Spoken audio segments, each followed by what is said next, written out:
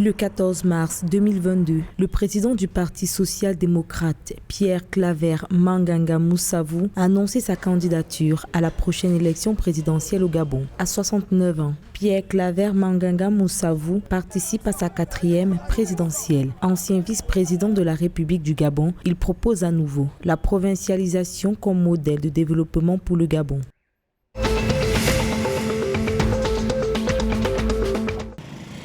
Au Cameroun, 4 partis politiques de l'opposition, représentés à l'Assemblée nationale, ont décidé de s'unir pour créer l'Union pour le changement, un groupe parlementaire. Cette nouvelle entité, qui se présente comme un groupe de pression et une force de proposition, s'engage à placer le bien-être des populations au centre de ses préoccupations. Aussi, pour le Social Democratic Front, le Parti camerounais pour la réconciliation nationale, l'Union démocratique du Cameroun et l'Union des mouvements socialistes, sa création viendra impulser entre autres le travail pour la justice sociale et l'égalité des chances.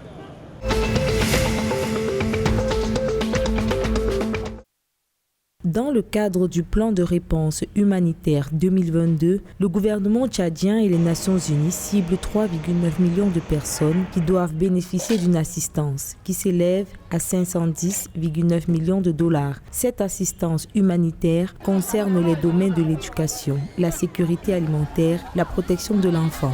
Rappelons que ce plan vise à atteindre 3 objectifs stratégiques dans le but d'améliorer le bien-être physique, mental et les conditions de vie des populations affectées par les crises.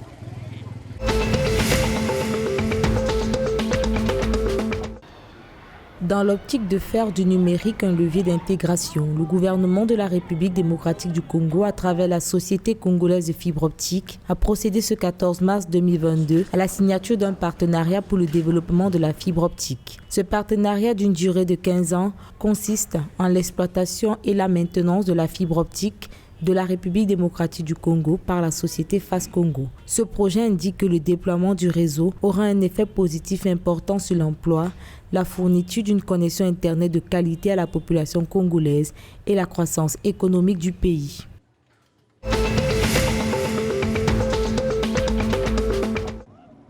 Bangui, capitale de la Centrafrique, connaît une pénurie d'hydrocarbures depuis quelques jours. Selon le gouvernement, cette crise arrive chaque année pendant les mois de mars et avril en raison de l'isolement du pays pour faire face à la dite situation. Selon le ministère de l'Hydraulique, la Centrafrique dispose des produits en qualité suffisante dans les stocks qui peuvent amener le pays jusqu'à la saison pluvieuse avant d'aller à la campagne fluviale.